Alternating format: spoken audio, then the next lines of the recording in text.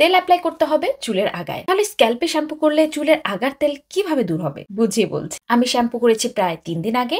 এখনই খেয়াল করলে দেখা যাবে যে আমার স্ক্যাল্প কিন্তু অনেকটা অয়েলি হয়ে গেছে। আর আমাদের শরীরের অন্যান্য অংশের মতন আমাদের স্ক্যাল্পও কিন্তু ন্যাচারালি অয়েল প্রডিউস করে। তাই আমাদের বাড়তি অয়েলের কোনো প্রয়োজন নেই। বাড়তি অয়েল বরং আরো ময়লা টেনে ধরতে এবং ড্যান্ড্রাফ বাড়াতে ভূমিকা রাখে। চুলের আগায় তেল ব্যবহার করলে সেই তেলের কোটিং চুলকে জট হওয়া থেকে এবং ভেঙে যাওয়া থেকে রোধ করতে সাহায্য করে। শুধু তাই না, শ্যাম্পুর আগে তেল অ্যাপ্লাই করলে এটা শ্যাম্পু বা ওয়াটার ড্যামেজ থেকে চুলকে রক্ষা করে, যার ফলে চুল অতিরিক্ত ড্রাই হয়ে যায় না। কিন্তু চুলের আগে যদি শ্যাম্পুই না করি তাহলে সেই তেল যাবে কিভাবে? তেল আসলে ততটুকুই ব্যবহার করতে হবে যতটুকু ফেনার পক্ষে দূর করে ফেলা সম্ভব। আমাদের চুলের এই কোটিং তৈরি করার জন্য আসলে অনেক বেশি তেলের প্রয়োজন নেই। চুলকে অল্প অল্প সেকশনে ভাগ করে একটুখানি তেল নিয়ে যদি সেটা একটু বুলিয়ে নিন, সেটাই কিন্তু আমাদের চুলে কোটিং তৈরি করতে পারে। এবং এই কোটিং তৈরি করার কাজটা করে আসলে 10 মিনিটে। তাই ঘন্টার পর ঘন্টা তেল লাগিয়ে রাখার প্রয়োজন নেই। তাই যতটুকু তেল আসলে আমাদের হেয়ার স্ট্র্যান্ডের জন্য প্রয়োজন সেটা খুব সহজেই ফেনা দ্বারা ধুয়ে ফেলা সম্ভব। তাই যদি আপনার মনে হয় স্ক্যাল্পে শ্যাম্পু করার পরেও সেই ফেনা দিয়ে চুলের আগার তেল যাচ্ছে, তার মানে হলো আপনার প্রয়োজনীয় পরিমাণের থেকেও বেশি পরিমাণে তেল আপনি অ্যাপ্লাই করছেন। ইন্টারনেটে এক এক সময় এক এক কথা শুনি, কার কথা বিশ্বাস করব? আপনি আপনার কথা বিশ্বাস করুন। এ কারণে আমি বলি যে